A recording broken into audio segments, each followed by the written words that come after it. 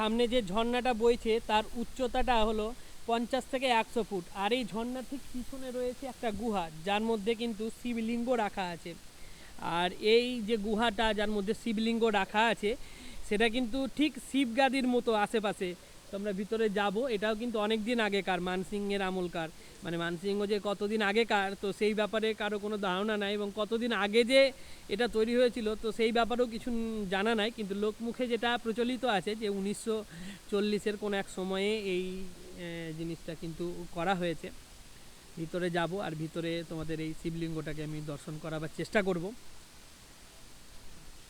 এখন শীতকাল, তাই স্নান করতে পারলাম না। যদি শীতকাল না হতো আমি কিন্তু সত্যি এখানে স্নান করতাম, যা স্বচ্ছ এখানে জল।